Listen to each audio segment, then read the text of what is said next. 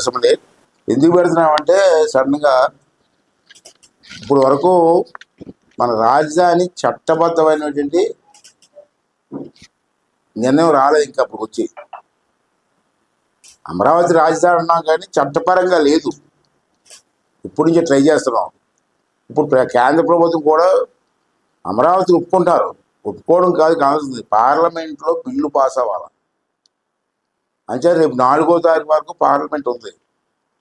ఇప్పుడు ప్రధానమంత్రి గారు అంత కూర్చొని మాట్లాడుకొని చట్టబద్ధం చేద్దాం, డిలే చేయడం ఎందుకు అని చెప్పి నిర్ణయం తీసుకున్నారు.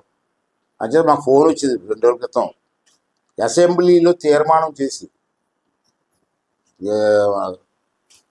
విజయవాడలో అమరావతి రాజధానిగా ఉండాలని చెప్పి అసెంబ్లీలో ఒక తీర్మానం చేసి పంపించుకున్నారు. ఇమీడియట్గా 4వ తారీఖునేమో పార్లమెంట్లో పెట్టి దాన్ని చట్టం చేస్తారు. అంటే రేపు 28 అసెంబ్లీ పెట్టాను. 28 అసెంబ్లీ ఉదయం 11 గంటలు స్టార్ట్ అవుతుంది, సాయంత్రం వరకు జరుగుతుంది.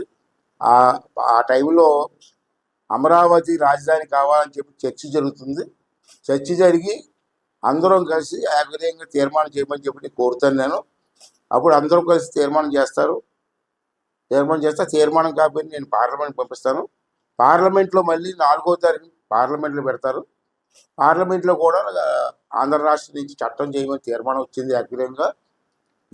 దీనిపైన మీ అభిప్రాయం ఏంటని పార్లమెంట్లో అడుగుతారు. పార్లమెంట్లో కూడా అందరూ కూడా మనకే మెజారిటీ ఉంది కాబట్టి అందరూ ఆమోదిస్తారు. అది చట్టపరం అయిపోతుంది. కొంతమంది సైకోల్ లాంటి మాట్లాడడానికి అవకాశం ఉండదు. చట్టం లేదు, చట్టపరం లేదు, రాజధాని ఎలాగంటారని కొంతమంది మాట్లాడతారు మధ్యని. ఆ చట్టం ఏమైతే వాళ్ళు కూడా మాట్లాడడానికి అవకాశం ఉండదు.